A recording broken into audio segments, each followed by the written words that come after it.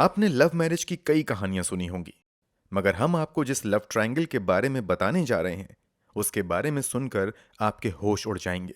ये love triangle एक बड़ी ही भयानक ट्रेजेडी में बदल जाती है और इसका अंत 3 मौत से होता है। सबसे बढ़कर इस केस में पुलिस को इन 3 मौतों के लिए जिम्मेदार कल्प्रिट, मोटिव, एविडेंस सब कुछ मिल जाता है, मगर फिर भी पुलिस इन 3 मौतों के लिए किसी को सजा नहीं दिलवा पाती है। केस तक बंद कर दिया जाता है। तो आखिर ऐसा क्या होता है कि पुलिस को इतने बड़े केस की जांच बंद करनी पड़ती है? इस केस में मरने वाले कौन थे, उनकी मौत कैसे हुई थी और इस शॉकिंग केस की पूरी कहानी क्या है? चलिए जानते हैं सब कुछ डिटेल से इस वीडियो में।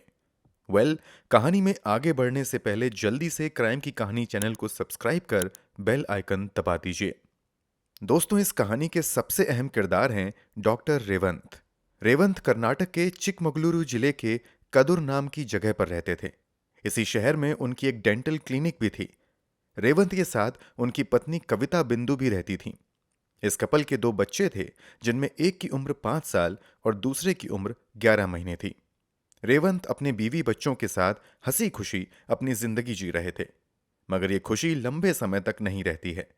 फरवरी 2020 में इस परिवार में कुछ ऐसा होता है जिससे एक पल में पूरा का पूरा परिवार तबाह हो जाता है। रोज की तरह 17 फरवरी 2020 की शाम भी रेवंत अपनी क्लिनिक के लिए निकल जाते हैं। क्लिनिक पहुंचकर थोड़ी देर काम करने के बाद शाम के 6:15 पर वो अपनी पत्नी कविता को फोन करते हैं तथा बच्चों का हालचाल पूछते हैं। फिर थोड़ी देर बाद बात करने के बाद रेवंत फोन रख देते हैं। फिर रोज की तरह 8 बजे के आसपास रेवंत अपने काम से वापस आ जाते हैं। रेवंत के काम से वापस आते ही रेवंत के पड़ोस में रहने वाले लोग अचानक से रेवंत के चीखने चिल्लाने की आवाज सुनते हैं। आवाज सुनकर सभी लोग भागते हुए रेवंत के घर पर आते हैं। वहां का नजारा देखकर लोगों के पैरों तले जमीन खिसक जाती है। घर के अंदर फर्श पर रेवंत की पत्नी कविता बिंदु खून से लथपथ पड़ी हुई थी। घर का सामान पूरी तरीके से बिखरा पड़ा था। ऐसा लग रहा था कि घर में लूट हुई है। लोग तुरंत कविता के पास भागते हुए जाते हैं। कविता को अस्पताल ले जाने की हलचल शुरू हो जाती है, मगर अब तक काफी देर हो चुकी थी। लोग पाते हैं कि कविता के शरीर में जान नहीं बची है। 2 मासूम बच्चों को छोड़कर कविता इस दुनिया से जा चुकी थी। तुरंत ही इस घटना की जानकारी रेवंत द्वारा फोन के जरिए अरासीकेरे पुलिस स्टेशन में दे दी जाती है। जानकारी मिलते ही पुलिस टीम भी मौके पर पहुंच जाती है। घटना की गंभीरता को देखते हुए फॉरेंसिक टीम को भी बुला लिया जाता है। इधर पुलिस जरूरी कागजी कार्यवाही पूरी करने के बाद कविता के शव को कब्जे में लेकर पोस्टमार्टम के लिए भेज देती है। रेवंत के बयान पर इस मामले में एक एफआईआर भी दर्ज कर ली जाती है। रेवंत बताता है कि कविता की हत्या किसी लुटेरे ने की है, क्योंकि घर से कई कीमती सामान और ज्वेलरी गायब है। रेवंत के मुताबिक पहले लुटेरे जबरदस्ती घर में घुस आए, फिर वो लूटपाट करने लगे, जिसका शायद कविता ने विरोध किया। इसी के चलते लुटेरों ने कविता की गला रेत कर हत्या कर दी और फिर जरूरी कीमती सामान लूटकर भाग गए। इस बयान के आधार पर एफआईआर दर्ज करने के बाद पुलिस वाले अपनी जांच शुरू कर देते हैं। शुरुआती जांच लूटपाट के एंगल से ही की जाती है। शुरुआती जांच में ही पुलिस वालों को इस केस में कुछ अजीब सा लगने लगता है। जैसे रेवंत बयान देता है कि कुछ बाहरी लुटेरे घर में आए और उन्होंने लूटपाट मचाई है, मगर शुरुआती जांच में ही पुलिस वालों को घर के अंदर जबरदस्ती लूटपाट के कोई निशान नहीं मिलते हैं। इतना ही नहीं, कविता के साथ भी अगर किसी ने जबरदस्ती मारपीट की होती तो वहां स्ट्रगल के निशान जरूर मिलते, मगर पुलिस वालों को ऐसा वहां कुछ भी नजर नहीं आता है। घर से कीमती जेवर जरूर गायब मिलते हैं। घर के अंदर फोर्स एंट्री के भी सबूत नहीं मिलते हैं। पुलिस का शक रेवंत पर जरूर होने लगा था, मगर पुलिस वाले फाइनल पोस्टमार्टम रिपोर्ट के आने का इंतजार करते हैं और तब तक अपनी जांच लूटपाट के एंगल पर ही जारी रखते हैं। जब पोस्टमार्टम रिपोर्ट आती है तो हर कोई शॉक्ड रह जाता है। पोस्टमार्टम रिपोर्ट में कहा जाता है कि कविता की हत्या बड़ी ही सफाई के साथ की गई है, जो एक प्रोफेशनल ही कर सकता है। पोस्टमार्टम में इस बात के सबूत मिलते हैं कि कविता का गला किसी हथियार से नहीं, बल्कि किसी शार्प सर्जिकल ब्लेड से काटा गया है। इसके अलावा कविता के शरीर में एनेस्थीसिया का भी हाई डोज पाया जाता है। सर्जिकल ब्लेड और एनेस्थीसिया मतलब शक की सुई सीधे कविता के पति डॉक्टर रेवंत की तरफ जाती है। फिर भी पुलिस वाले जल्दबाजी में कुछ भी कदम उठाने से पहले रेवंत के घर तक आने वाले सभी रास्तों और घर के आसपास के सभी सीसीटीवी फुटेज को खंगालने का फैसला करती है। इन सीसीटीवी फुटेज में पुलिस वालों को कोई सस्पेक्ट नजर नहीं आता है। इसके अलावा जब रेवंत की कॉल रिकॉर्ड्स निकाली जाती हैं, तो पता चलता है कि रेवंत पिछले काफी समय से किसी हर्षिता नाम की महिला के संपर्क में है। पत्नी की मृत्यु के बाद भी लगातार वो हर्षिता से बात कर रहा था। अब तक मिले सभी सबूत इस बात की ओर इशारा करने लगते हैं कि शायद रेवंत का हर्षिता से अफेयर है, और इसी एक्स्ट्रा मैरिटल अफेयर के चक्कर में रेवंत ने अपने पत्नी की ही बेरहमी से हत्या कर दी है। अब पुलिस वाले सच का पता लगाने के लिए एक बार फिर से रेवंत को कॉल करके पुलिस स्टेशन में आने को कहते हैं। इससे पहले भी पुलिस वालों ने कई बार रेवंत को बुलाया था और उससे पूछताछ की थी। हर बार रेवंत पुलिस के बुलाने पर तुरंत थाने पहुंच जाता था और अब तक की जांच में वो पुलिस का पूरा सहयोग कर रहा था। मगर जब 22 फरवरी को एक बार फिर से पुलिस वाले रेवंत को बुलाते हैं, तो इस बार वो समय पर पुलिस थाने नहीं पहुंचता है। कुछ देर के इंतजार के बाद पुलिस वाले खुद ही रेवंत का पता लगाने के लिए निकल पड़ते हैं। मगर तभी पुलिस वालों को पास के ही बंदी कुपालू रेलवे गेट पर किसी की लाश पड़े होने की जानकारी मिलती है। जब पुलिस वाले मौके पर जाते हैं, तो वो भी शॉक्ड रह जाते हैं। वो लाश किसी और की नहीं, बल्कि रेवंत की थी। 5 दिन पहले 2 मासूम बच्चों के सर से मां का साया उठा था और अब पिता भी दुनिया से जा चुके थे। रेवंत की मौत कैसे हुई?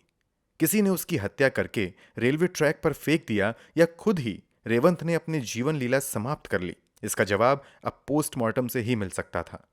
इसलिए पुलिस वाले लाश को कब्जे में लेकर पोस्टमार्टम के लिए भेज देते हैं। दूसरी तरफ केस को जल्दी से सॉल्व करने के लिए अब पुलिस इस कड़ी में शामिल तीसरे किरदार यानी उस महिला की तलाश में लग जाती है जिससे लगातार रेवंत फोन पर बातें कर रहा था। जब पुलिस वाले उस दूसरी महिला की जानकारी निकालते हैं, तो पता चलता है कि उसका नाम हर्षिता है। वो फिलहाल बेंगलुरु के राजेश्वरी नगर इलाके में रह रही थी। पुलिस वाले अब इस मामले में हर्षिता से पूछताछ करने के प्लान में लग जाते हैं। मगर ये क्या, पुलिस वाले हर्षिता तक पहुंच पाते उससे पहले ही पुलिस वालों को जानकारी मिलती है कि हर्षिता ने अपने ही कमरे में अपने ही हाथों से अपनी जीवन लीला समाप्त कर ली है। पहले कविता, फिर रेवंत और अब हर्षिता। इस केस मामले में 3 लोग शामिल थे और अब तीनों ही इस दुनिया से जा चुके थे। जब पुलिस वाले हर्षिता के घर पर जाकर जांच शुरू करते हैं, तो उन्हें हर्षिता के कमरे से कुछ ज्वेलरी मिलती है। घर के अंदर से बरामद किए गए डॉक्यूमेंट से पता चलता है कि यह ज्वेलरी 18 तारीख को कविता के पति रेवंत ने भेजी थी। ये सभी ज्वेलरी कविता की थी। इसके अलावा भी पुलिस वालों को कविता और रेवंत की मोबाइल से कई अहम जानकारियां मिलती हैं। एक के बाद एक 3 मौतों से कई तरह के सवाल उठ रहे थे। पुलिस वालों पर भी जल्द से जल्द इस केस को सॉल्व करने का दबाव बढ़ने लगा था। इसलिए पुलिस वाले अपनी जांच का दायरा बढ़ाते हैं और फिर एक के बाद एक सभी कड़ियों को जोड़ना शुरू करते हैं। फाइनली कुछ दिनों के अंदर अपनी जांच पूरी करने के बाद पुलिस की ओर से इस केस से जुड़ी एक हैरान कर देने वाली सच्चाई सामने आती है। पुलिस द्वारा जांच के बाद किए गए खुलासे के मुताबिक कविता और रेवंत की शादीशुदा जिंदगी काफी अच्छी चल रही थी। दोनों काफी खुश थे। इसी बीच सोशल मीडिया के माध्यम से रेवंत की मुलाकात हर्षिता से होती है। कुछ दावों के मुताबिक हर्षिता और रेवंत की मुलाकात घर किराए पर लेने देने के दौरान हुई थी। खैर, पहली मुलाकात के बाद इन दोनों के बीच बातचीत का सिलसिला शुरू होता है। फिर दोनों में दोस्ती होती है और यही दोस्ती आगे चलकर प्यार में बदल जाती है।